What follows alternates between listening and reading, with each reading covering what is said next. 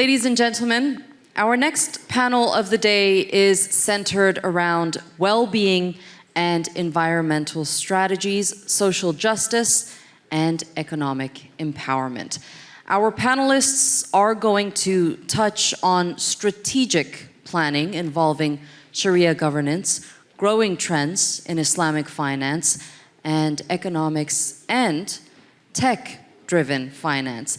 Ladies and gentlemen, please join me in welcoming the Professor of Islamic Finance and Economy at the College of Islamic Studies and Program Coordinator of the PhD and MS programs in Islamic Finance and Economy at Hamad bin Khalifa University, the moderator of this panel, Professor Ahmet Faruk Aysan.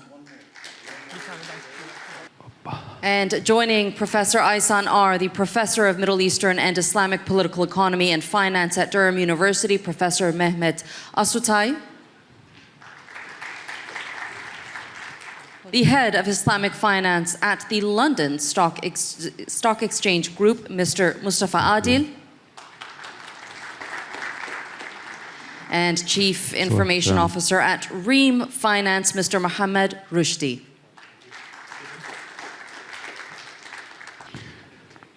Thank you for joining this session, and today, to the second day, which is the more academic content will be discussed today, especially in this session. So I am very pleased to be moderating this session. We have very influential, important speakers. They will all contribute from different angles. This session is kind of a main part of Islamic economics because it contains everything. The Sharia side is there, sustainability is there, fintech is there. So a mix of everything, little into the middle, is this session. So I'm a relatively liberal moderator, so I will let them talk and I will listen to them, and I suggest you to do the same. But I will ask our speakers to have like 10 minutes till there is kind of a small regulation is needed. So if we can have like 10 minutes of presentation, 10-15 minutes, and especially let's give the floor to our audience. So I'm sure there will be very interesting questions. So without further ado, you all know our speakers anyway, so I will not get into detail. Let's start with our friend, Mehmet Asutay. He will talk about the Sharia side from scholars and so on. The floor is yours, please. Yes. Assalamu alaikum wa rahmatullahi wa barakatuh. Unfortunately, I'm losing my voice. It's a good news, perhaps, that you're not going to be bored heavily with my presentation. So hopefully when the presentation comes up. In my work, I always go one step back. Colleagues yesterday and today presented what's happening in the markets. But at the same time, occasionally it's important for us to remind ourselves what was the motive, what was the objectives, where we are, and where we want to go. And this particular session, looking into the Sharia governance, and I don't take that Sharia governance, I don't know whether the slides will come up, the Sharia governance that we refer in relation to Islamic economic strategy is beyond what Islamic banks governance is. In other words, how the Sharia boards operate, how the Sharia scholars operate, but it is beyond that. It's much macro level, but also touching upon individual behavioral norm as part of that governance strategy. And within that, of course, we have to understand the principles, dynamics, assumptions, and how to articulate a particular Islamic governance model. Because when we refer to governance, I don't know whether the slides are coming, colleagues? Anyone? Yeah. No, it has, oh, sorry. Yes. So the issue is when we refer to Islamic governance, somehow all of us, immediately jump to the conclusion how Islamic banks have Sharia boards and how those Sharia boards operate in ensuring how we move capital from one place to another place. However, Sharia governance, when we refer here in relation to economics, is a much larger concept. And therefore, it has a particular institutional logic, and therefore when we talk about strategy and ensuring a strategy, we have to understand the content and the context, and hence develop something else that covers all those aspects. So governance, therefore, refers to resource accessibility. It's just beyond ensuring Sharia compliance in Islamic banking. This is only just a smaller part of the whole process. And colleagues have discussed the market conditions, how Islamic banking is doing, but as I mentioned, I want to take it one step back. And the problems that we face, such as the human imprint on environment, the causes that we create. Again, a particular governance problem because at behavioral norm level, but also how the resource accessibilities are organized creates such problems. And it is something that we have to be concerned with sustainable development issues, we are looking into that. But also growth, we talk about growth, including Islamic banking growth, but what growth we are talking? What kind of a growth? On the one hand, we still work within the linear growth understanding, but then we want to have sustainable development. No, that wouldn't work. That's not possible because resources, again, resource accessibility issues will impose constraints. And therefore, this linear growth is not possible. Just running after something for better, but the resources are saying that, look, I cannot handle anymore. And then the financial part of the narrative. How financial assets in the world much larger than the real economy. And that creates all this fictitiousness. And with that fictitiousness, we are given an understanding that the resource accessibilities are provided through financial inclusion and financial movement, but in reality, huge debt problem. And hence, that fictitiousness creates problem after one problem another. And then when we look at Islamic banking, which is supposed to provide a moral compass to the markets and market conditions, rather than being shaped by market conditions, when we look at the sectorial distribution of what Islamic banking is doing, unfortunately, very much consumer durables, financial markets, and real estate. Again, the real economy impact is terribly limited, and financialization through consumer durables financing is a concern. When we look at, for instance, Malaysia on the table on the right-hand side, how Islamic financing contracts in relation to debt base, and in particular Tawarruk, has been heavily increasing in Malaysia and creating this equilibrium, what Islam and Islamic governance aims to have in terms of resource accessibility, but unfortunately the mismatch and the asymmetry that is created by the operation of Islamic banking. And therefore the moral challenge for an Islamic governance is how resource accessibilities can be possible, how we want to ensure that everyone, one way or another, has accessibility to resources that has been created by Allah subhanahu wa ta'ala. And that's the governance issue, because governance refers to a particular social formation, how society organized in terms of ensuring resource accessibilities, how resource accessibilities can be arranged in a particular way. So on the one hand, we are in a liberal economy, a neoliberal economy. It has particular ways of organizing resources around corporations. On the other hand, we have Islamic governance and Islamic or the Sharia boards in Islamic banking. Again, the asymmetry is, we are operating with asymmetry. One particular knowledge base and the practice tells us that the resource accessibility has to be provided. However, neoliberal condition tells us that, look, we cannot have resource accessibility as the way you want to.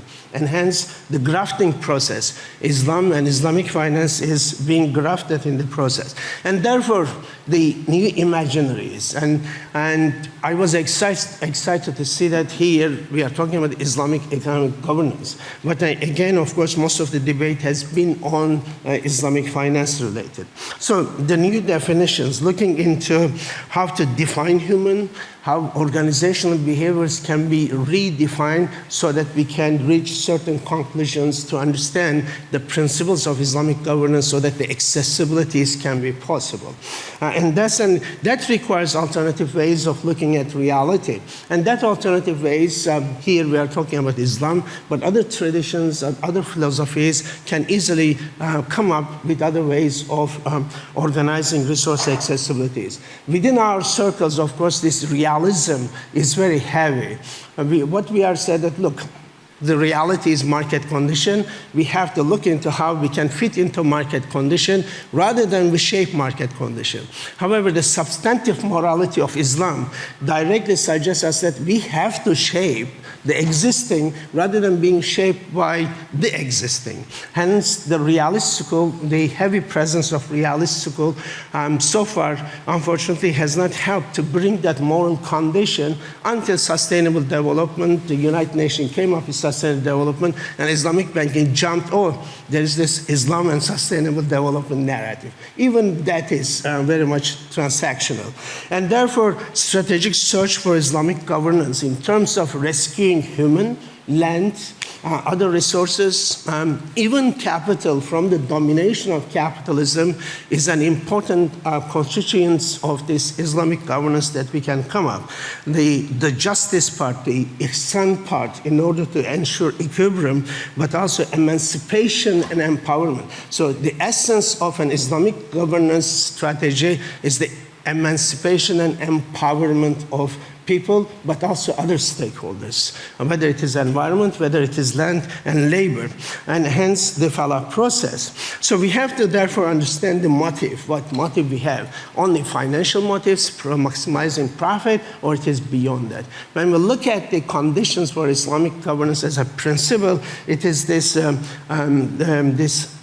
justice-oriented understanding, ensuring that the resource accessibilities are provided for everyone, and that's the essence of it.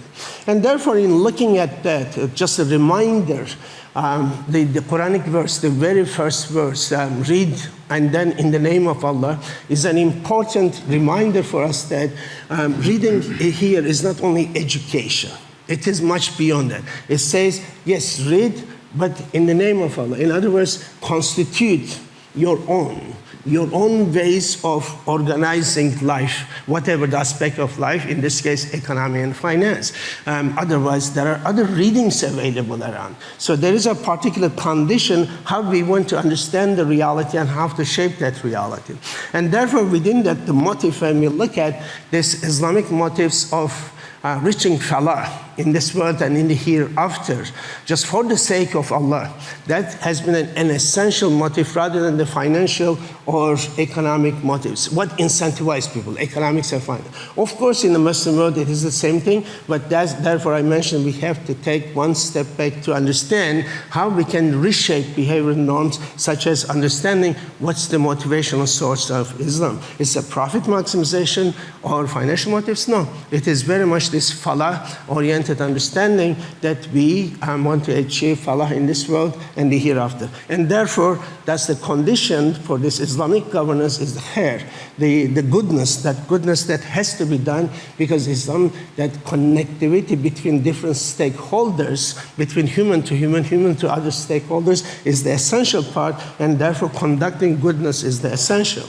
Therefore, an important pillars or the important pillars of this Islamic governance is very much relates to Islamic ethics, and that starts with, of course, Tawheed. And Tawheed directly tells us how each one of us connected to each other and how we connected to society, environment, climate, land, and etc. And that requires, therefore, the justice. And everyone's interest has to be sought. So if we are thinking about how to reorganize governance, the interest of all the stakeholders has to be considered in the initial equation. And that's the essence. And sustainable development cannot do that, because sustainable development essentializes capital in the initial equation and then moderating the consequences. However, here, in the essence, you have to make the difference in terms of model. The virtue ethics, the ahlak, yes, in the Muslim societies, we talk and talk, but the idea is that ahlak, the ethics is there, I am here. No, virtue ethics of Islam directly tells us it is the articulated, it is the practice ethics. It is not the normativeness that we only refer to. And the teleological dimensions of that, the purpose, the motive, as I mentioned, this falah is an integral part of it. And the deontology, in other words, yes, duty duty is my duty to you, our duty to society, and our duty to environment, land, and etc., but also what consequences we are producing. And this is an important contentious issue in Islamic finance. The Sharia boards, they will say that intention is important. Yes, intention is important, but we have to, Islamic ethics requires the consequences. What consequences we have created moving capital from A to B. Okay, intention is good, but we might have undermined environment, the interests of other people, and land, and etc. And therefore, the Tawhid requires that the intention plus the consequence have to run together.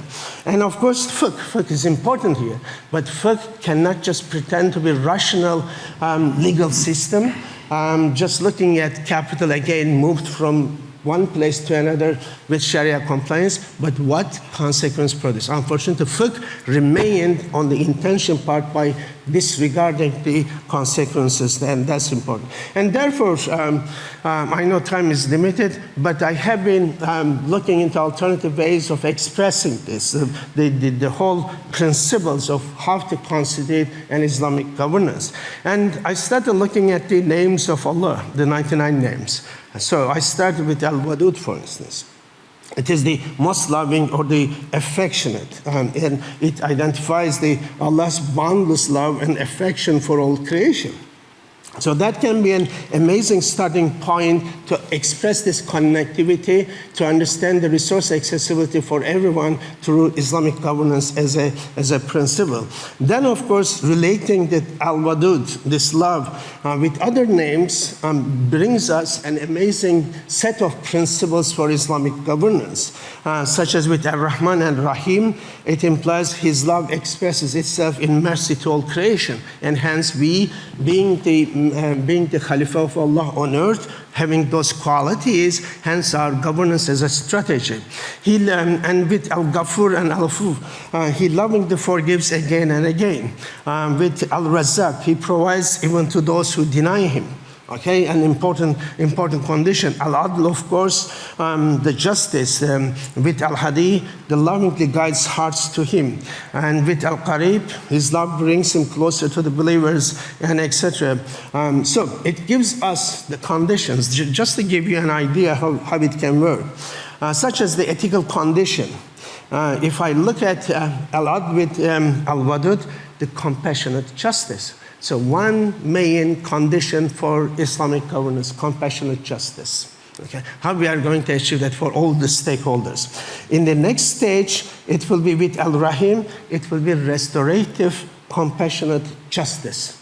Again, sustainable development, the mizan, the whole mizan part. The governance with Al-Malik and Al-Hakam, just sovereignty, the justice, the qist. With Al-Alim, wise, just, sovereign decision. The qualities of the decision makers as part of Islamic governance. The human part with Al-Ghafur and Al-Alim, with Al-Wadud implies patience and forgiveness. With Al-Basir, forgiveness with full awareness and forbearance. In other words, how individual behavioral norms can be provided. Such as Al-Razzaq and Al-Wadud would imply that a loving and moral economic system where the provision is dignified, in addition to zakat, waqf, and cooperatives, and etc. With all this, unfortunately, it's very detailed. Time is an issue. I cannot go into detail, but when we look at even the pillars of Islam, through such an understanding to develop an Islamic governance condition, when we look at Shahada, for instance, okay, it's a truth of Allah. That implies within this understanding, recognizing that all of existence originates in divine love, and therefore creation is not arbitrary but purposeful. What is that purposeful? Again, the sociability, the connectivity with others to achieve that. With Salat, for instance, aligning one's action with Al-Wadud by embodying compassion, proximity, and presence with creation. And hence, another condition for Islamic governance, the proximity, the compassion, presence with creation. With Zakat, for instance, that's a purification, measuring actions not only by justice, but by beneficence and tenderness. What appeals uplifts and heals. Again, an important condition for governance. Okay, with fasting. Okay, withholding the ego to combine divine names. In other words, just giving up this idea of motive, the only motive is financial or economic, but going beyond that, establishing that justice, the restorative justice, as an important condition for Islamic governance. Again, Hajj directly tells us that it is the divine love through unity and mutual service. Again, the connectivity, and through connectivity, ensuring that no one is excluded. Again, is an amazing quality for Islamic governance that we want to look into. So the governance, when we look at, we talk about only in Islamic banking, just whether one particular transaction is halal or not, but what consequences and what is the general context of that governance through a particular social formation is terribly missing. And therefore, this iqra, the read, tells us that the institutional forms that we are coming up has to provide those qualities that I try to list here or try to go through here to ensure those qualities are expressed in Islamic governance, whether in Islamic banks through Sharia boards, whether larger context of an economy, and that's the essence that we have to consider. And therefore, that strategy directly tells that, the answer to these silly questions is not always 5 is superior to 4, because when you add value to the equation, sometimes 4 can be superior to 5, sometimes they can be equal. So the whole imaginary changes when you introduce those ethical qualities into question. I'll finish with this one, Professor Aysan. So therefore, this condition for governance, Islamic governance, the story starts, the Mizan story starts directly with resource accessibility. Allah created the earth as well as the initial people with full accessibility to resources. But throughout the centuries, we ended up with the justice condition until the emergence of, until the Enlightenment philosophy telling us that God is dead. And people had access. Yes, there were barriers, but people had access, certain access without any particular interference. But now the reality that we have around us, the governance that we have, unfortunately favors corporations at the expense of people. Everything that we have around us is commodified, whether water, whether energy, whether air even is commodified. And remember the hadith of the Prophet ﷺ, you cannot commodify water. You cannot commodify energy in terms of he used the fire as well as the air. But everything is commodified. Accessibility is not possible. Water is heavily commodified around us that we have to pay. Agriculture sector is suffering that they have to pay. And therefore, with those qualities I mentioned, the whole objective is the restorative justice, how the restorative justice can be possible. In other words, we are now in the dominance part. This is our realities. Some of us in terribly negative position. So the objective, therefore, how to achieve that. And then equality doesn't solve the problem as certain ideologies attempted. And solution is equity, at least in the short run. And that is the role for Islamic finance. And hence, governance of Islamic finance has to ensure that that equity condition that we are referring has to be achieved. When we go to class, we teach our students what is Islamic finance, profit and loss sharing, risk sharing, and equity financing. And where is that equity? As I shared the data with you, unfortunately, it is not there. That condition that we expect, that the equity condition from Islamic finance is not happening. But the governance model I try to explain, and there are plenty to discuss, of course, time is an issue, aims at justice. So that, yes, there are barriers, but people have accessibility. And in the end, the utopia is go back to the liberation, that the way Allah created. Whether that happens or not, but at least in the short run or the medium run, how equity financing through Islamic finance can contribute to this governance so that the accessibility can be possible, and at least so that we can move to the justice condition without domination. And therefore, it is very important to remind myself and yourself why Islam did not come up with corporations. Even fiqh today cannot justify corporations. There is no. Why? Because by being a third entity, being an external entity, you cannot claim rights on resources. And therefore, Islam historically went for what? Business partnerships, so that the third entity, a legal entity, cannot have a right. Of course, in the modern times, we are using the Waqf structure to justify corporations, but unfortunately, it doesn't solve the problem. And that was the quality of Islam that did not come up with corporations. People like, scholars like Timur Kuran would say that Muslim world could not develop because they couldn't come up with corporations. No, it's nothing to do. The Muslim world was not innovative. No, the institutional logic of Islam aims at this equity, this justice. It wouldn't allow you to do that. And therefore, when we look at Islamic corporate governance, we have to understand a particular definitional issue, and that's the iqtisad. And iqtisad beyond the economics. Economics is only profit maximization, utility maximization. But when we look at iqtisad as the determining factor of this worldview, it tells us that the whole objective is directing towards an objective. Your objective function is entirely different here. It is directing towards an objectives, it is the just share, and therefore justice, giving the right of everything to everything, and hence establishing that condition that I refer to. And hence, plenty of issues to discuss. I have been working on this to develop a particular model, but the governance that we are referring to, Islamic governance, the mizan condition is the essence, hence sustainability by definition, the justice, the accessibility to resources for humans but non-humans as well, all the creatures, hence sustaining the equilibrium that is created as a condition between different stakeholders, the relationship, and how that can be achieved, the Khalifa condition, the human being the Khalifa condition, and hence, in the end, inshallah, the Fala condition.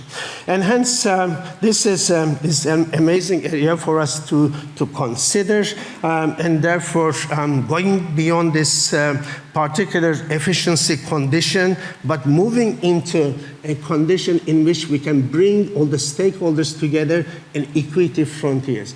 Having Islamic banks operating with efficiency frontier doesn't help us. We cannot bring all these conditions into that because it's only profit maximization. But when we bring all the other stakeholders to the equation, as you can see on the screen, then we would be able to say that, look, our Islamic governance model incorporates the interests of all the stakeholders without excluding anything, and that's the real sustainability, that's the real governance, that's the real accessibility to resources.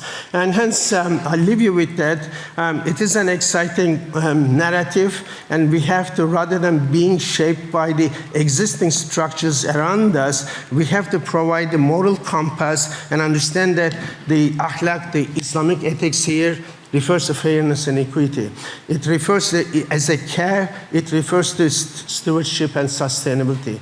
As a generosity, it refers to compassion beyond duty. As a holistic concern, it refers to well-being of all the stakeholders. And as a solidarity and mutual support, enhanced condition for Islamic governance here for us as an important condition. Thank you very much, and my apologies for running over the time. Thank you. So, thank you very much, Professor Mehmet Asutay. So, let me start with a question to you. You bring many different concepts, little into the middle from all theories. Yes. Not really, not structured. I would challenge that. Yeah. It's not everything in the middle. Yeah. So, the governance is more about the relations with others, but we know that you have been emphasizing this moral economy.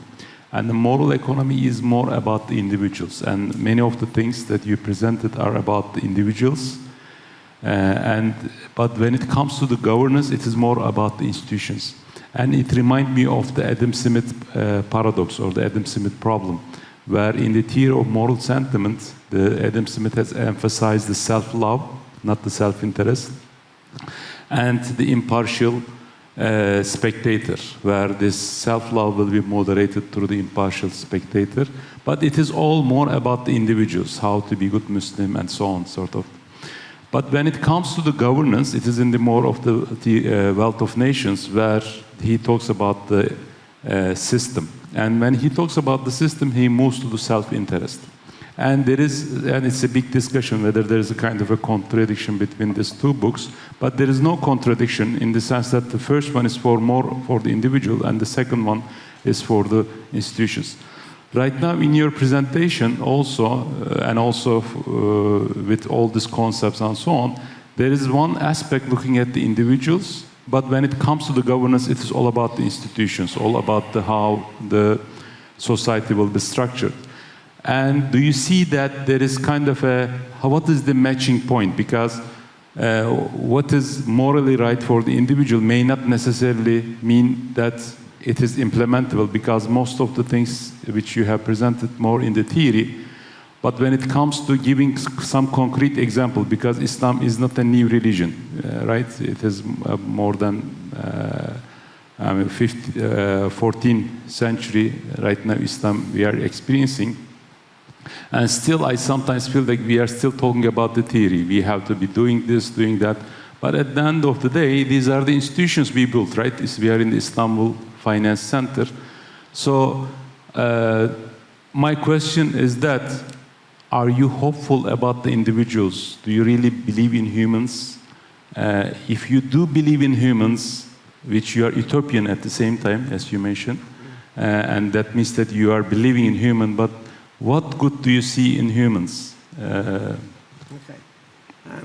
I think we have huge ontological difference. We always have this chat. But I thought it was clear in my presentation that the realistic position, yes, we are in the Istanbul Financial Center, but we can reconstitute Istanbul Financial Center in such a way to produce moral outcomes rather than just replicate the existing institutional structures. Every ontology creates its own institutions. So my references here are not only relates to individual behavioral norm, those qualities are expected from the institutions that we can come up with. So, but what we have done with the realistic school, we have taken the institutional logic of a particular ontology and we brought here through Islamization, and therefore what we have done, we put the Sharia boards to ensure that the governance, Sharia governance can solve the problem. No, it is not solving the problem. Alhamdulillah, Islamic finance has gone through a huge political problems, the economic problems, but it is heavily successful industry. But the transactional success has not been trickling down to affect the lives of ordinary people. Rafi is here, he would confirm 1960s slogan of Islamic finance in Malaysia, making the lives of Bumiputras better. What happened to Bumiputra's life? Because that's not happening, because the institutional logic is not allowing that. However, here we are talking about a different institutional logic, and therefore I would challenge that I didn't go into the institutional issues. No, institutional logic relates to the institutional qualities and how the institutions are constituted. And Islam has a particular position. So when we talk about behavioral norm, that's the horizontal level. I didn't go into horizontal level. The vertical level, but then how it is articulated in the horizontal level in the society. Just to give an example, again, yes, it is 14th century ago, but those stories, because Adam Smith is 500 years ago as well, but we still refer to them, yeah? So Quranic essence, when Prophet ﷺ migrated from Mecca to Medina, there were 2 markets in Medina. But what he did, he created a 3rd market. Not just because he wanted the Islamic market. No, so that the behavioral norms, those qualities, the Muslim behavioral norms, can be expressed in the necessary and symmetric institutional form. So the Islam, if you use the term the Medina market, the Islamic Medina market provided an opportunity space to articulate the Islamic behavioral norms in the structure, okay, and therefore shaping that structure. That structure, the Medina market did not exclude non-Muslims coming into that market, but it put certain conditions for everyone, Muslims or non-Muslims, how to operate in that market, so that the behavioral norms, Muslim behavioral norms, can be complemented with the institutional structure that you have. And therefore, my position here is not only very tasawwufi understanding how the behavior? No. It directly refers to the political economy of Islam through those qualities, how we can constitute, such as corporate social responsibility and sustainable development. So you have institutions, but now we are saying institutions to have moral qualities. Okay, we are imposing moral qualities, again, moral behavioral, individual behavioral, but we are expecting institutions to produce moral qualities, even capitalist institutions. And similarly, by definition, institutional logic, the emergence of institutional logic in Islam requires from the beginning to embed the moral condition within the operation. We talk about corporate social responsibility, stewardship.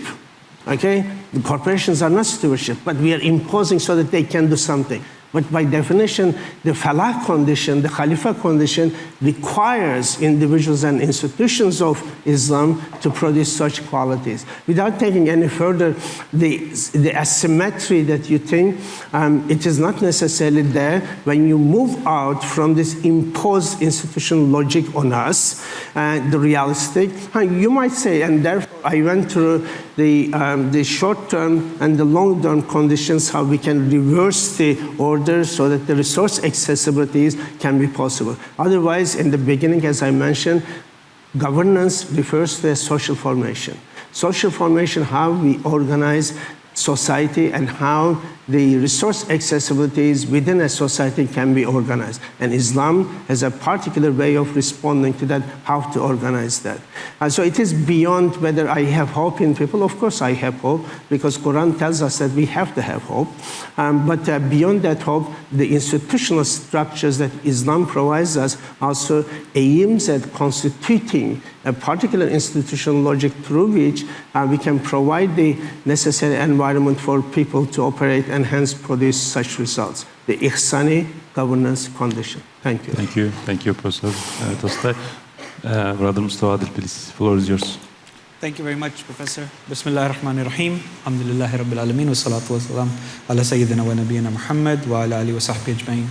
So my presentation is going to be on the principles of environmental stewardship in Islamic economics, the responsibility practices and initiatives. And the presentation is essentially going to focus on my area of expertise, which is around sukuk and the development of green and sustainable sukuk to be able to essentially support the global drive of the Islamic finance industry towards more embracement of the principles of environmental stewardship. I'm just waiting, I think, for them to load the presentation, and then I can start. I think over the course of the last day, we've had a lot of conversation around the Islamic finance industry, and a great milestone that the industry has crossed $5 trillion in the last 50 years of its development. And if you look at the last decade, it's been growing at around an average of 12% year on year over the last 10 years. And it's projected, I believe, in the next 6 to 8 years to actually cross the next 5 trillion. So 50 years to hit 5 trillion, another 6 to 8 years to hit another trillion. But I think what is also very important for us to understand is what the industry is made up of. And if you look at the breakup, about 72% of assets come from Islamic banking, and another 18% come from sukuk. So essentially 90% of the Islamic finance industry assets are coming from these two sectors. The Islamic finance industry, when we talk about it, is really banking and the sukuk market. So I think it's very important for us to understand where these industries are trajecting, for us to understand where the industry is going. Now, when we talk about principles of sustainability, we all understand that there is a very significant and natural alignment between the principles of sustainability and the principles of Islamic finance. For those of us who are in the industry, we recognize our various restrictions that are aligned with sustainability, but that recognition goes beyond just the industry professionals. If you look at the literature, when we talk about ESG investing, sustainability investing from more than 20 years ago, most institutional bodies recognize Islamic finance as living up to many of those principles. Whether you look at the CFA Institute or PRI under United Nations or others, for more than 2 decades they've been talking about Islamic finance either as a subcomponent of ESG investing, categorized either as faith-based investing or values-based investing. And that recognition particularly caught the spotlight after the 2008 financial crisis, when the global financial industry was suffering from a lot of challenges, but the Islamic finance industry showed a lot of resilience. But over the course of the last 2 decades, the global industry has significantly moved on. It's no longer sufficient for us to simply claim to aspire to certain principles or to have negative screening and be accepted as sustainable in today's world. The global industry has various different standards, disclosures, use of proceed requirements, value creation and value monitoring requirements that are now being integrated on what is acceptable as sustainability. And the Islamic finance industry is also increasingly accepting and integrating those considerations into that. And that's primarily being driven by 3 key stakeholders. You have the regulators, so you have many different regulators around the world that are introducing sustainability standards that are specific to Islamic financial institutions. You have examples like the VBI, the Value-Based Intermediation Initiative in Malaysia, that is incorporating disclosures around the value that Islamic banks are creating beyond simply financing. You have the UAE launching their sustainability guidelines that are specific to Islamic banks, and so on. The scholars are increasingly understanding that their role is not limited simply to negative screening, not limited only to say, okay, this is not against Sharia because of 1, 2, 3, but also how it aligns with Sharia. What is the positive value that it creates for society, for the environment, for marginalized communities in those markets. And then lastly, you have greater awareness amongst investors to understand that simply investing in Sharia may not cause the positive impact that I want my capital to have on society, and that there are various other metrics that I should be looking at when I'm considering the implementation of the type of social change that I want to develop through the capital that I have available to myself. So these are all considerations that the industry is increasingly adopting. And my presentation will focus on capital markets and the biggest instrument in capital markets, which is Sukuk, because capital markets are very easy to adopt new market trends and are very easy to monitor and showcase with data as to what the impact of that will be. But before I go into the numbers, I want to talk about what is sustainability Sukuk, right? What does that mean when we say the sustainable Sukuk?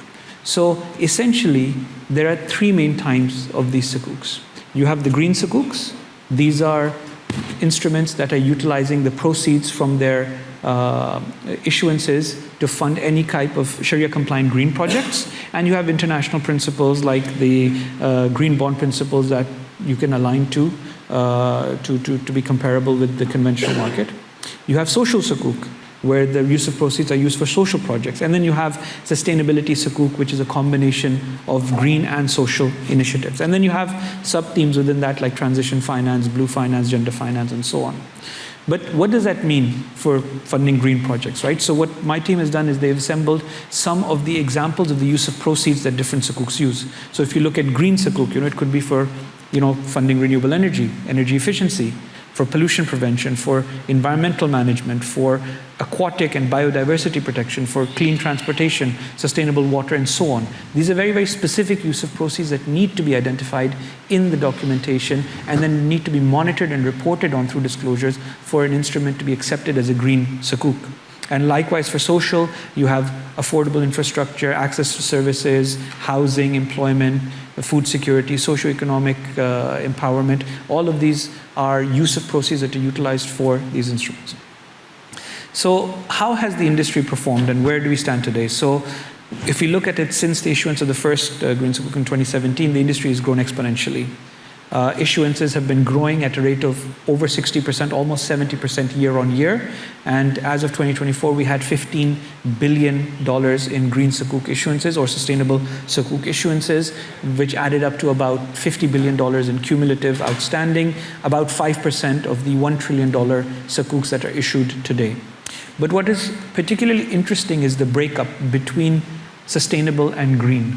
If you look at the conventional sustainable bond market, over 75% of the market consists of green bonds. But if you look at the Sukuk market, it is much closer to 50-50 and slightly more on the social issuance side. And that I think we would all accept is intrinsically what we would sense from Islamic principles, that we place equal importance on social causes as we would to environmental causes. And that is reflected in that.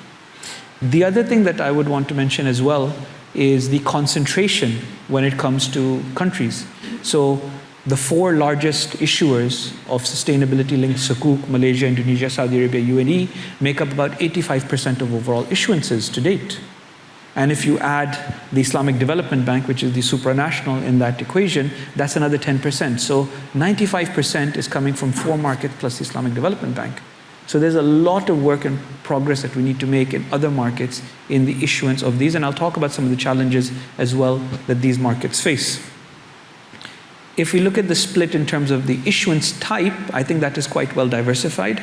If you add up the sovereign, quasi-sovereign, and supranational, that makes up about 50%, which is what we would consider the government or government-aligned issuances. And if you add up the financial and non-financial corporates, that's another 50%. So the industry is reasonably split. But what you will see is financials make up a very, very large portion of what we would consider the non-sovereign sector. And why is that? What we have seen is that in most markets, the financial institutions and the Islamic banks are the ones that have the most advanced green and sustainability frameworks. And establishing the sustainability framework is a prerequisite to being able to issue instruments against that program. So what we have noted is that Islamic financial institutions and large corporates, telecom companies and major corporates in those industries are the first to be able to tap into these markets. And you can see even in the breakup that I've given, like of Saudi Electric, Majid Al Futtaim, DP World, etc., are some of the issuers that have been able to tap into that because they've developed that sustainability framework. And as exchanges drive sustainability considerations into their markets, we will see more and more listed corporates be able to adopt the framework and then be able to tap into the market to access the capital that is looking for this type of investment. And then what we see from a global perspective is a number of countries have introduced policies, regulations to help the issuance of these instruments. And what is particularly interesting on the right-hand side is the international standards. So you have various different international bodies that are setting cross-border governance standards so that these sukuks can be traded in international markets and meet with international best practice and standards when it comes to the issuance of these types of sustainability instruments. What we also did was we conducted surveys of the largest issuers, arrangers, and investors in the sukuk and green sukuk space to try to understand what they're looking at, what are the trends that they're considering. So if you see the top considerations, over 50% of the underwriters expected a significant increase in demand of green sukuk and sustainability sukuk over the next few years. So increase over the rate of issuance that we've already been seeing, which is at over 60% year on year. And another 40% felt that that continued trajectory would continue. So very, very optimistic from an underwriter issuer perspective. They said that the primary driver is the ESG mandates that are being in place. And that is something that is very real and that is a challenge. I was speaking to the head of investments for one of the conventional banks that recently converted to Islamic.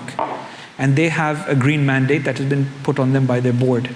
And what they were telling me is that previously he had an investable universe of 5 trillion green bonds that he could invest in. Now he has an investable universe of over only 50 billion green and sustainable sukuk. So that's a major challenge. It creates a challenge of where he can invest, creates a challenge of how his institution can create diversity within their portfolio. So that is continuing to drive that. And the top 3 criteria that they look at is the level of Sharia compliance, the clarity in the use of the proceeds and how clear that is, and how they can track and monitor that, how they monitor the ESG impact, and the pricing and valuation, which you would expect from any type of issuance and instrument. And then if you look at the investor side, it's also very heartening. 55% of investors are planning to invest in sustainability and green sukuk over the next few years. More than 45 highlighted limited green and sustainable sukuk offerings as a key challenge, which reflects to the example that I gave. And 63% of investors are getting a better understanding of what that means to be sustainable, what that means to be green, how it links with the core principles. And again, if you look at over the last 3 years, the average oversubscription rates, the average green sukuk is oversubscribed on average 4.3 times compared to 3.1 times for a traditional sukuk. So even though we say there's excess capital in the Islamic markets, Sharia-sensitive capital that is looking for assets, there's even more demand for sustainability-linked assets compared to conventional or traditional sukuk. And lastly, I want to conclude with this slide which talks about the way ahead, right? What do we need to do to achieve the type of transition that we want in this space, right? First is promoting common regional international standards. I think it goes without saying that going beyond borders, being able to be marketable, being aligned with international best practices is very, very critical to being able to achieve the type of success and growth that we would want in this space. Building capacity and enhancing the ecosystems. That includes increasing market depth so that investors have a breadth of solutions to be able to invest in and create diversity within their portfolios. Leveraging innovation to support the development of new projects, transition, and other things to be able to support the growth of the industry. And finally, expanding the investor base, right? Moving beyond the traditional sukuk investors, bringing in the sustainable capital that exists outside the Islamic finance industry and bringing that capital to work in OIC markets along with these sustainability projects to help move the transition. With that, I think that is my time, and I will conclude my presentation. Thank you very much. Brother Mustafa. So let me continue with my question. Thank you for bringing this sustainability dimension to Sukuk. My question is that, are we taking this sustainability discussions too seriously as people in Islamic economics? I believe there is a very good thing happened in the last 4 months, thanks to the Trump administration. In US, many of the ESG-related regulations have been lifted. And the companies were very ready for that, right? And there is one saying in economics, really, incentives, there is something bad about the incentives. Incentives really works. This is the bad thing. And this is exactly what we are experiencing right now with the Trump administration. He kind of lifted this ESG-related principles, and then all of a sudden we realize that very big companies are not necessarily acting ethically. They are not necessarily caring about the sustainability. But when it comes to Islamic economics, especially in Malaysia, I should say, this sustainability, there is something good about Malaysia in the sense that they are more integrated with the rest of the world, with the financial system and so on. But at the same time, we take this sort of concept too much seriously, right? It is as if sustainability was already in Islam. We are all sustainable anyway. This sort of discussions. So my question to you right now, are we taking the sustainable discussions too seriously? What should be the response of the Islamic economics? Because at the end of it's also related with the governance question. At the end, governance is about the power. And if the global powers are shifting their attentions, does it mean that we are one way or other followers to a certain extent depending on the power? But does it bring us, the individual countries, to follow our own agenda? Because at the end of the day, apparently there is no such thing as universal sustainability. It is all about politics to a certain extent, as we observe from the US side. Are we taking it too seriously, Mustafa Adil? So I wouldn't say that we're taking it too seriously, but I would say that we can't be cautious about purely following standards of over time depending on the political environment, right? I think that there is a broad understanding for us. When most of us entered Islamic finance, a few decades ago, we were very much driven by the fact that we wanted to operate in an industry that offers an alternative and positive impact and change, right? An industry that doesn't invest in harmful sectors, that doesn't speculate, that doesn't create artificial bubbles, that invests aligned to economic activity and real assets, right? And that is a very positive message that, no matter where in the world you talk about it, people will recognize the value proposition around that. I think that because of the drive to focus on sustainability, we know a lot more about the impact and the way to monitor that impact from investing activities, right? So we always get examples of, people using Sharia-compliant instruments to fund projects that are harmful to communities. People using Sharia-compliant instruments to fund initiatives that are damaging to the environment. I've even heard, certain entities using Sharia structuring to invest in sectors or instruments that would be deemed to be non-Sharia compliant, right? These are real examples of that. So I think it is a responsibility for us as an industry to address that challenge, right? To put into place the appropriate disclosures and guidelines, not to satisfy maybe, investors in the US or investors in other markets, but to satisfy our own desire for making sure that our capital is having the type of positive impact in society that we would want to see from that. And I think that, having technology is a great equalizer to create transparency. Many of the things that we could not monitor 20 years ago, we can now monitor through technology. We can monitor the impact that our investing activities are happening, not just on the immediate company that we invest in, but on the broader society around it. And we can report that to the investors as well. So, when we learned Islamic finance theory many years ago, it was always about, yes, we want risk sharing, we want, equity based, but we cannot get reporting on companies' performance. We cannot get true trust between what is the end impact, how will the profit be distributed. Technology creates a lot of capability for us to address that. So I think that combination of technology and greater awareness of how we should be leveraging and utilizing these and disclosing the activities, I think will bring about a great impact in the Islamic finance industry, and sustainability is going to be the driving conversation around that. Thank you, Mr. Adil. These are all true. That is the issue. This is my problem, because this becomes more tautological after a while. So, for example, from my perspective, when we approached Sukuk, I made a presentation recently at Kapsark in Saudi Arabia. My point is that we should improve the Sukuk. We should have some sort of local and regional products, even for the global political reasons. Because right now, the world financial markets will not be as global as before, most likely with these tariffs and so on. So we need some sort of an escape routes. And the escape routes could be Islamic finance. It can be completely political. And we will have, as has been presented in the previous panel, where the Muslim worlds are not necessarily trading. There are reasons for that, but for the Muslim worlds, they should have some tools to at least to collaborate with the other countries. And the Islamic finance can serve for that purpose, because when you issue Sukuk in Turkey, who is buying them? Gulf countries are buying them. Malaysia is buying them. So it is kind of a insurance for you to be part of the global financial system, but to be able to differentiate yourself. So we have to have this kind of a realistic perspective in approaching the Islamic finance. That's why I am somewhat, these are all true, but all true. I mean, it will be always true, right? So that's why we have to care about the sustainability, governance, transparency.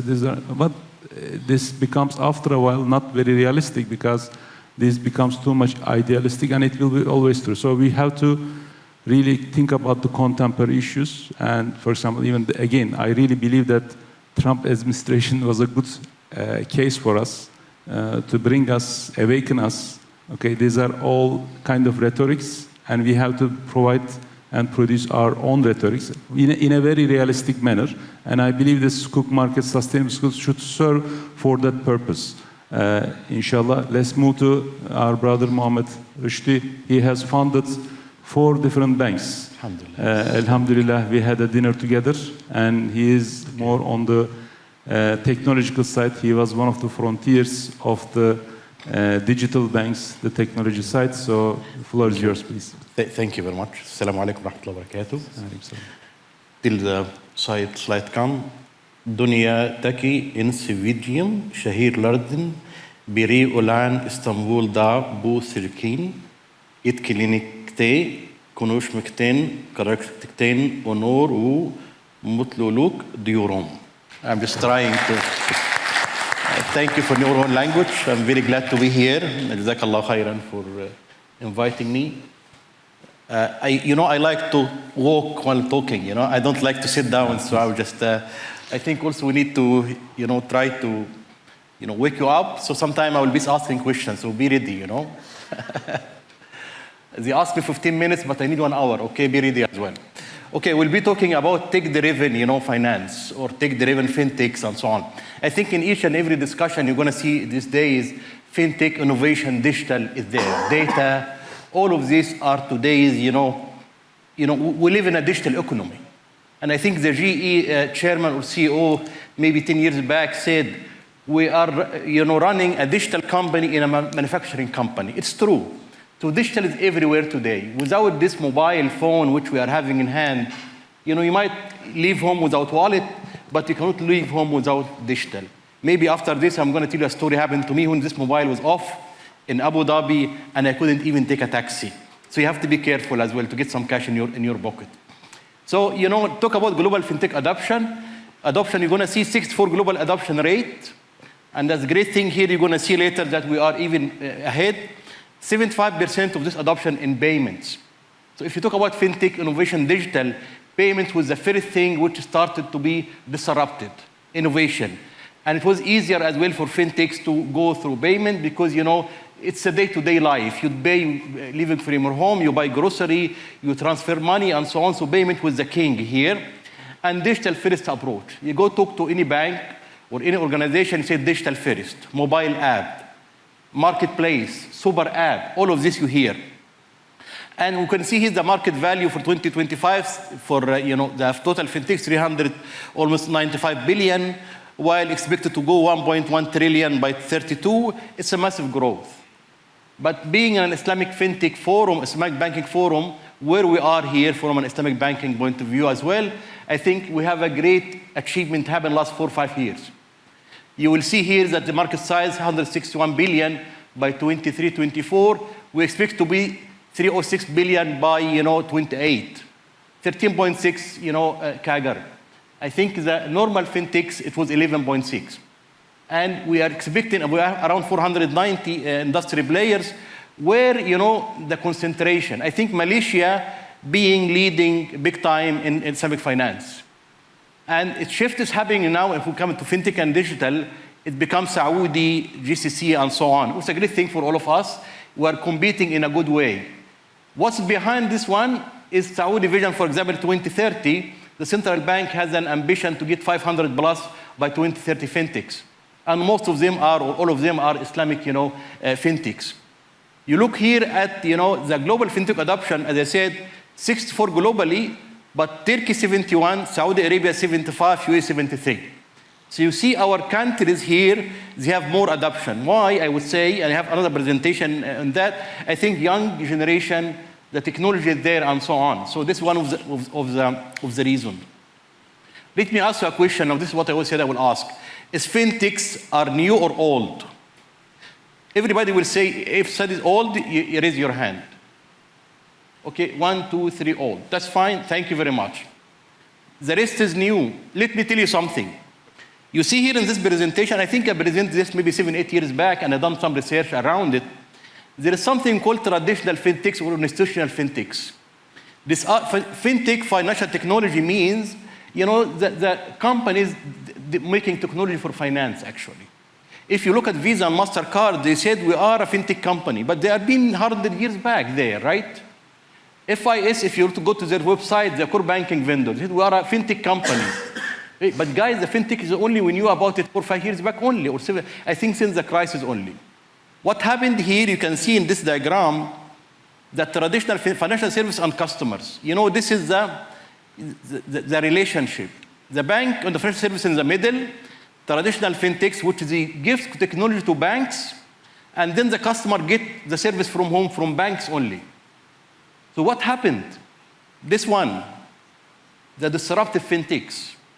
After the crisis, fintechs started coming up to give service to the customer directly, to eat the lunch of a bank. You know, some of them, Wise, for example, one of the biggest ones, money transfer globally, you know, people in Europe used to use banks to transfer money, but they didn't use fintechs to transfer money.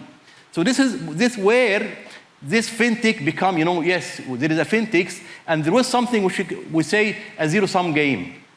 Everybody was thinking fintechs will replace banks. I remember a colleague and a brother in Saudi Arabia, he has a very good fintech blockchain initiatives. 7 years back, we were in a conference or an event in Dubai, and I said, you know, Muhammad, banks will be disappear next year. I laughed. I said, he's not a banker like me. I understand it's too much, you know, to say like that. Blockchain will replace everything. It's not true. So in the beginning, it was like a zero-sum game. But actually, which model is prevailing, which model really is everybody's using? This one, you can see here. You still, the blue color here, the fintechs are giving the customer the service, but through a bank partnership. You're gonna hear the word banking as a service. card as a service, and so on. Where, because you cannot really work without a bank, most of the time, not all, by the way. And for a fintech to get licensed by a bank or central bank, it's quite difficult. It's not easy for them. That's why the collaboration become the way forward. So this is the prevailing, as I said, model. But I need you to take two things from my presentation today, plus the discussion we'll have later about this concept in front of you. But what this fintech's done? This fintech's done two things: unbundling services and products. And I call two things: unbundling horizontally and vertically. Which means when you go to a bank today, any bank you go today, let us say, Garanati Bank, one of the big banks here in Turkey, and you go there and ask the team, how many service products you have? You will not get an answer. Why? They tell you first, which one, retail or corporate or investment? Because they have everything. Then you tell him, I need retail. He said, okay, let me check with the retail head. He might not be able to give you the number exactly. But what fintech has done is this one, horizontal unbundling. It became, said, okay, I do one service, one product, I do it well. I become specialized, not generalized. So I do one KYC, for example. If you do onboarding for a customer onboarding, you do KYC, you check your your Turkish ID or Emirates, whatever ID, and then you are able to know that it's you. You look at your face, you look at your ID, make everything. This is KYC only. It's one part of customer onboarding. This one part, many companies are specialized on this part only. You do it very well. But if you go to a bank, the bank will do it for you by their own. So here you're going to see, if you look at this screen, you're going to see lending. There is some fintechs for lending only. Financing only. They do financing only. And they don't do financing for everybody. We'll do for for blue collars. They're going to do financing for SMEs. They are very much specialized. They do it very, very well, more than others. You look at the blockchain and crypto, you go RegTech, personal finance, payment. So what fintech has done, products become unbundled, and every fintech become very focused, very specialized in one. Let me show you the next one, which is very important. This will show you the idea. This CNB Insights, is it okay? Let us see how can we replace Bank of America. If you want to replace Bank of America, a huge bank, global bank, they found around 50 fintechs and digital banks to replace Bank of America. Why? You can see in each area here. Consumer payment, you have 4 banks and four fintechs. If you look here at, look at the last one, business banking. You're going to see a nice purple one called Starling Bank. This is one of the most great digital banks globally. So it's a one digital bank, but where it's only in the business banking because they are pioneering the business banking. So even for a Bank of America to replace, you're going to use some digital banks and some fintechs. And it doesn't mean that you are a bank with 1 or 30 products only, you are small. Chime in USA, a few years back, was valued $25 billion US. And it only does not have a banking license. They are a fintech app. And I remember I read that in the USA, when they saw the Chime Bank, they got fined. They told me, you're not a bank. You cannot write that you are a bank. You are a fintech company, or you are a fintech, mobile app, or banking app. So here, this shows you is how fintechs unbundled all these services, and you become more specialized, more expert in one area only. Though, because this is not in this presentation, but this also brings some drawbacks. I will say it now because, I have a longer one to talk about it. But here, what will happen for consumer, you cannot have 15 apps, 20 apps in your mobile to do different services. And you're going to see most of what's happening is a super app concept, marketplace. It's like Amazon. You go in a marketplace, you have everything, and everything could be few banks there, but you don't know who's the banks because, they are putting your service only. So marketplace, solving the issue of having too many apps. Let us go for the very innovative one, which is the second one here, vertical unbundling. This is a very interesting one and very, I would say, very difficult or very innovative. For any organization to give you financial services, product, they have to have a regulatory license. You cannot, I think 2 things I said, which is people very much care about it, health and wealth. So your wealth, you cannot just go and give it to anybody to trade in it. It happened in some countries like my country and others, and people lost their money. So always you need to know that this is a registered or licensed entity. So the first thing in the ecosystem here for financial services is the regulated license. The second one, you need to have a processing. You have core banking system, you have software, you have operation team, you have banking people doing the processing in the middle office. And the third one, you have the branches and the share, the channels to sell the product. This is the three elements in any financial service product you are offering. And this is the conventional banking. Let me give you an example here. So this card, when I took it from Emirates MBD or Live Bank, I took it from my bank, okay? The name of the bank would Live. But Live, you don't have the license to issue the card. It's issued by Emirates MBD because Live is a new bank for Emirates MBD. So what happened here now, that these three layers, 1, 2, 3, will be three entities on it. And this is the vertical unbundling. The bank will have the license, another processor will come in the middle, and then the third one will be another fintech. It could be fintechs on top of the bank. The middle one will be infrastructure fintech, card as a service fintech. The above one, it will be a bank, digital bank or a fintech. I'm going to show an example now. This one in USA, and you can see people live in the States. You could see easily about the names here. The first one here, the issuing bank, you have Stride, you have Volve, you have Selected WeBank. This is all banking in the States. This is all banks, they have the license. And then you have a company called Mercata, the first one. This is card as a service. You have Stripe as well as a payment company. All these companies, they have the processing, the software. They have the machine to create a card. Look up the user-facing app, the consumer banking or business banking or brokerage or even, a telecom company. They want to offer card for their companies, for their customers, sorry. So these guys up, they don't need to get a banking license. They don't need to buy a software and all the implementation. All what they have to do, they go to Marketa, and Marketa has the relationship with banks. They issue the card. And what will happen? Revenue sharing. That's why in the era of fintech and innovation digital, you don't do everything by yourself. This is gone. But when you go to a normal bank like Granati or others, when they give you the card, everything here done by them.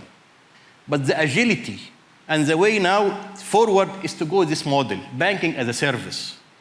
I was giving a training, 2 years back to colleagues about the same, and I was telling about cloud kitchen. Anybody know cloud kitchen? And someone told me it's a kitchen as a service. I like it. Yes, I said, yeah, right. This is kitchen as a service. I had an app in Dubai, and I ordered food. I like the food, and I went to trying to see this food. What is the restaurant? I know all the restaurants in Dubai. I have more than 25 years living. I couldn't see the restaurant. I went online. I found the cloud kitchen. There is no restaurant. It's a cloud kitchen, They are getting everything, all infrastructure there. He do marketing. Cloud kitchen makes the food. He give it. The same way we have here in financial service. So you can watch banking as a service, open banking, open finance. This is all the new, what's happening now globally. Let me tell you something very important here. Some banks in Europe and UK, they issue banking license only. They don't do anything else. And they become banking as a service only. They don't do bank. They get a license and they start giving this relationship to the two layer above. So for the sake of time, what is the trends? Open banking, embedded finance, and banking as a service. This is you have to watch. This is where we are in today. The bits and pieces will be done by different parties. AI, machine learning for credit. AI, you cannot go to any talk today without talking about AI, machine learning. It's a fact today. So everything is embedded using AI. Blockchain and compliance and transparency. This is a very important thing today. With all what's seeing around us from fraud and so on, blockchain play a big role. I'm just putting some points here because of the time only. And then the digital wallet, buy now, pay later, CBDCs. Buy now, pay later is like, I think it's here as well in Turkey and other. It become a very important, product. Buy now, pay later. Even we have now rent now, pay later. Fly now, pay later. All this is consumer small tickets, which is you never had it before. And this is like a microfinance. CBDC and stablecoin is very important. Being in blockchain and crypto and so on, it brought the idea for central banks to start working in something more controlled. So central bank digital currencies and stablecoin. What is the key enabler here? Enabler for fintechs is API first cloud native.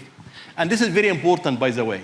I'm working now in launching a digital bank in UAE, and then the cloud nativity is very important for anything you do. Plus the cloud on the soil, cloud on the country itself become a demand. And regular digital first customer journey. Now what are the challenges? Here, legacy and silos. Most of banks are living in silos and legacy system. Resistance to change, the fragmentation of regulatory. And this is an issue. I'm part of the Arab Monetary Fund FinTech Work Group for the 22 Arabic countries, for example. When you get a license in any country, you cannot go in the other one, no passporting. And this is what's facing the Islamic fintechs and other. You cannot scale if you are not able to do a license here. At least you don't have to start from scratch in the next country, neighbor country. You need to start from at least from the middle. But passporting is an issue here. Now building resilient infrastructure, security, agility, and compliance is a must. Core systems is an issue. So model core system or legacy replacement or modernization of core banking, because this is something we are facing. AI-driven and fraud detection, of course.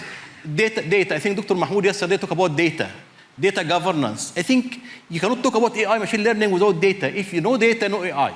Because AI, you like machine learning, ChatGPT, everything is around data. Now the issue you are facing here, data quality and data availability. All of this is very important to do, and having this legacy, I think then we are facing a problem around this one. So the data is become a very important, element to take care. Even some, fintechs are, taking care of that as well. Talk about, this is quickly about centralized. I have 2 minutes, okay? CBDCs and blockchain, I think we talk about it. I think this is a debatable. We can take time, talk about CBDCs and, central bank digital currencies. This is itself, but the good news, you have in Turkey here the digital lira. In UAE, we have a big project. Saudi and UAE, they have also a Aber project. So we have lots of work happen there. I need one only thing from this slide, embedded compliance security from day one, partner-driven innovation. As I said, you cannot do everything by yourself. This is over. So now the time to work. Now I think some mindset change in banking, by the way. I've been in SIO banking for 25 years, or 20 years, sorry. And always, as a CIO, I said, I can do it. My team is there, they can do it. Yeah, but they can do it in 2-3 years. Why don't take it now?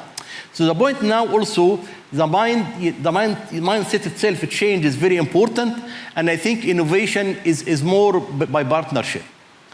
And this is the last one.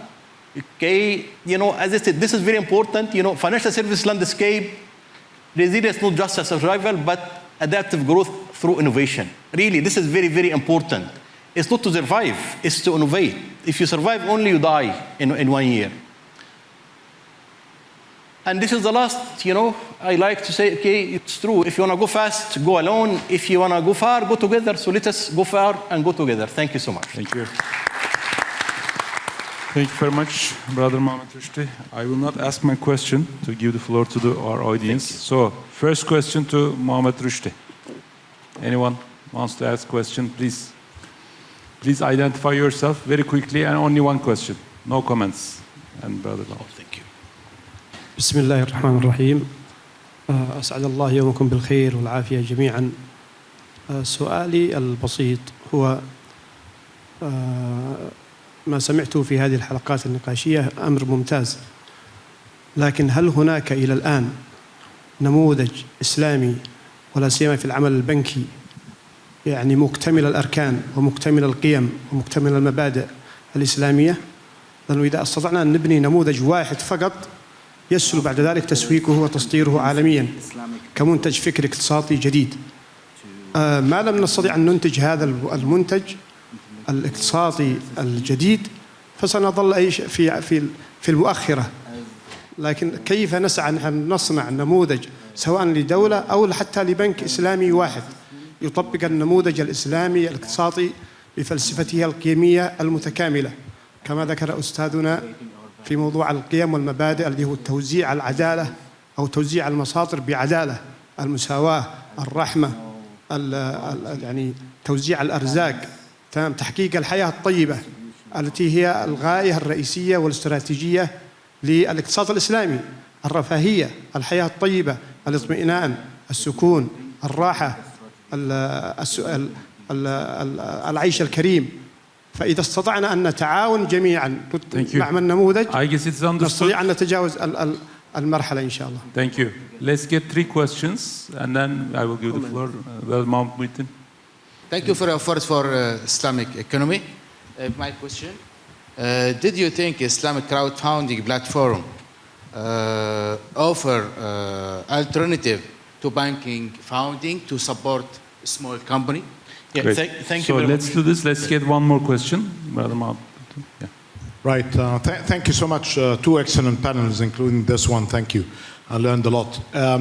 Well, I was raising my hand when I had a comment, but now I'm switching it to a question just to respond to our good moderator direction. On the issue of fintech and your interesting reaction to your friend that banks are disappearing. Perhaps the qualification could be banks are disappearing as we know them because of the issue of the emphasis on the past, on the buildings that you need to really to have a great location and all of that. And that came to mind when the series of fintech festivals in Singapore, when they can establish fully functioning bank within 72 hours. Yes. So they, but the question is basic about the slide, perhaps because of the constraint on time. It's basic about the future of the CBDCs, when you can really have in your wallet directly good connection with the issuer of currency without bothering through the hassle and the transaction cost of the intermediaries. So in some areas of work, if you are not really after banking services, you don't need really a bank. If it is basically about money transfer, better to deal with the central bank directly. So where do you see the direction of that? Because this is very much in the making. Actually, in 10 days, I'll be in China just to know more about this, because their experiment is there for almost a year now, and their experience in some of the governors in the size of big countries in our region. So it's basic about the CBDC and the implications if you have it in your wallet. And then perhaps after the session, moderation, I have a question about the future of ESG, because it's challenged in some jurisdictions. So we take it for granted in many cases. Why don't you ask that as well, such that we can have? Okay, so ESG, I was very happy with the intervention from the very beginning of the day. That ESG there are indices. There is the new index that's being issued yesterday as well. But you cannot do the same, I'm afraid, if you are crossing toward the Atlantic in the US. It's illegal to use, even in a promotion, that you have an ESG-based product. Of course, you can switch it. I'm sitting in a couple of committees. They were calling themselves until 4 weeks ago, just 4 weeks ago, ESG committees. Now they are calling themselves actually on the title of Sustainability and Resilience Committee. And the indices they didn't change much on the substance. So there is the issue of the substance and the format. So here, perhaps the question about our products is not limited to localities or communities. And what you do if you are basically taking the flight from London, Brussels, or Istanbul, making the same presentation to Texas. So what you will be doing if there is an interest in the discussion, and what kind of alignments between different regulators on that matter, because here we're talking about integrity. If it is the same product, is it an issue of marketing? Is it an issue of substance? What we should really be doing. So this could be getting us into the morality aspect that Professor Asotai mentioning as well. So 2 questions to the 3 panelists. Thank you so much. Let's go with the reverse order. Let's start with okay. If you can just limit your intervention just 1 minute, such that we can probably get 3 more questions. CBDCs, as you rightly said, it will happen, and it's happening already, especially with China, what's going on with China, Russia, and other countries, which is you are trying to do that. I think the only thing now, corporate or wholesale CBDCs will go fast. while retail CBDCs still there is some kind of, privacy and so on. If we're gonna get the CBDCs replacing cash totally, this is where the problem is happening now with the privacy and so on, where people will be able to come part of the system and can the cash disappear. But CBDCs will be there, the corporate one, and with money remittances between banks and individuals as well. And I think what happened with Saudi, it was great between EU and Saudi, they try Abir, Project Abir were for the same. And now with the China and Russia and all pushing for that, I think it's going to happen soon in the wholesale one with a very small version of the, of the retail. This is what I see. But it's happening, and I think there is lots of motive. But when and how long does it take to be able to be part of the system, especially retail? I think this will take some time. But corporate, I think wholesale is happening soon. There is one answer to the previous questions, if you want, I can do it in one time. Very quickly.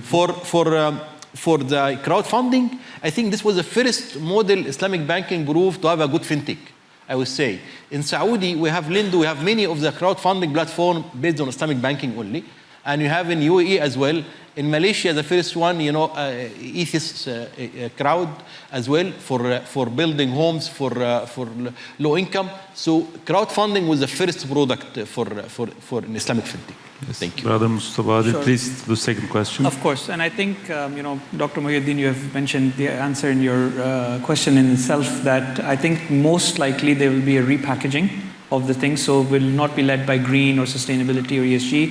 Either it will be, value-based investing, it will be, prudent investing is another one, resilient investing. These are some of the terms that are utilized. And I think it also reflects back to about, 10, 15 years ago in the Islamic finance industry, when you would structure an investment, you would look at the geography of the investors that you're targeting and do the structuring accordingly. So I remember in my time, many investment firms in Malaysia would structure a different project where they would expect a lot of investors from the GCC to be participating because certain structures were more acceptable in those jurisdictions. So I think that is going to be another case where the industry is going to be, where you are expecting significant capital from US-based investors, you would have to create that packaging accordingly or create a tranche of your investment product accordingly to be able to target that. Thank you, Well, that's an important question, in particular the hybrid identities, and within hybrid identities, now hybrid products are emerging as well. And that's a concern, but just to refer, I think Mustafa might correct me, it was 2023 HSBC director, yeah? In charge of sustainability. He thought that the microphone was off. Didn't realize it was 2023, yeah? 22, 23, something like that. Yeah, and he went into, and the guy is in charge of sustainability, and he went on saying that, these are all rubbish stories. And that's the reality, is when there is no morality directly supporting that. And therefore, Professor Muhyiddin referred to. And without having that, just the market conditions determining that we have to be now sustainable, unfortunately is not going to produce, because the initial equation still remains the same. As long as the initial equation does not incorporate other stakeholders, whether human, environment, land, others, it will remain a marketing gimmick, unfortunately, and therefore in different markets we have to create all these different ways of, and some politicians will say, no, I don't want, the other will say, but the moral condition therefore has to come forward to tell us, regardless of whatever the source of that morality. Here we are talking Islamic morality. Pope Francis, amazing morality. He insisted on a particular way how we can connect environment, human, and others. But that morality has to be deterministic factor. Otherwise, it will remain a marketing gimmick, and people like that HSBC director will be running us around and will be running after them with the hope that we can rescue the world. Unfortunately, it won't happen. But we have hope. I think in the question also, rather than Arabic, maybe we need to comment. Very, very quickly. I can, brother Samai. The question which you ask in Arabic, I think there was Sheikh Salah Kamel, Allah yarhamu, when him and other big scholars, they had the intention to make a big mega bank, Islamic bank, and this maybe didn't go through because he passed away and others. But there is an intention to have a global Islamic bank, and where this could play with the big banks globally. But in the other side, we have different jurisdictions. We have the Malaysia side, we have the GCC, and we have Europe. There is also some changes between the how the model of Islamic banking are being practicing. But in all cases, there is intention to have this, but it's not there today. But I think every jurisdiction or every region is trying to do the bit for Islamic banking, and at least it's growing big time, alhamdulillah. Now, UAE have recently announced a strategy to double their Islamic finance, Islamic banking assets. So I think we are in the way, but we're still 50 years old only. So I think it will take some time. Yeah. I just want to say, we live in hybrid identities. There is nothing wrong with it. But the hybrid identity is what it results. It gives you the comfort zone. And therefore, it stops searching for authenticity. I think we have to get out of this comfort zone and looking into alternative ways of reorganizing everything around us, including whether it's sustainability, economic governance, all that. I think it is time for healing. Because a lot of, unfortunately, crimes committed against humans, environment, and etc. And that requires alternative ways of looking how the reality can be reconstituted by referring different ontological sources, moralities. But it is time that we have to move into that healing part, inshallah.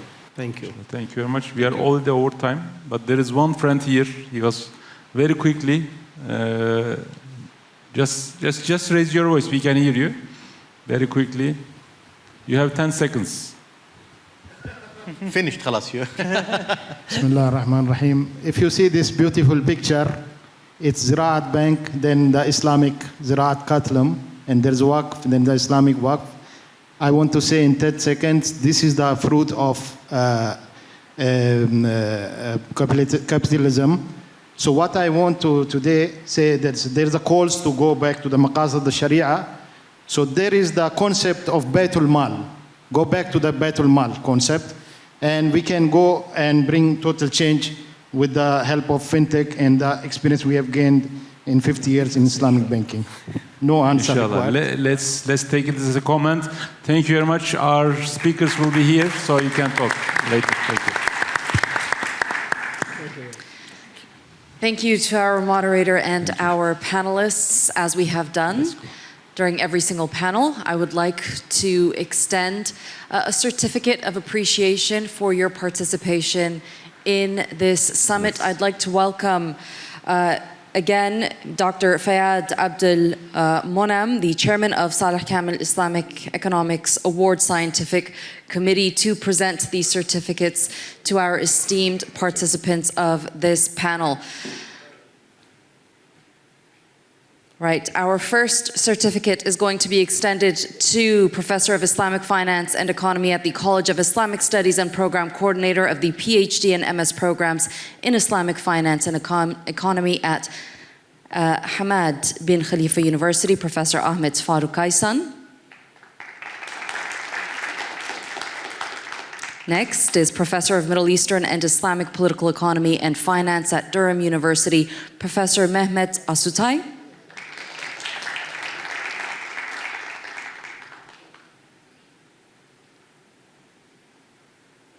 Our second panelist is the head of Islamic finance at the London Stock Exchange Group, Mr. Mustafa Adil.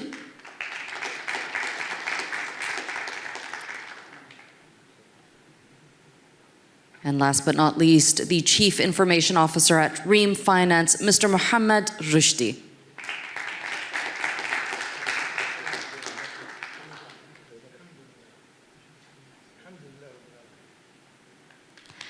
Thank you all very much for that timely discussion. I appreciate it.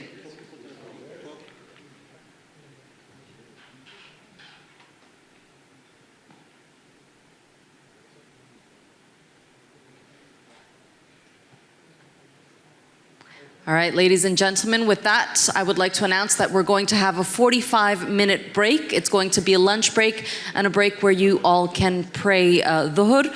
I just want to announce that we do have a masjid available inside the building today. You can go to the masjid that is located on the -1st floor in the building. We do have personnel on the ground that will help you find your way. Thank you.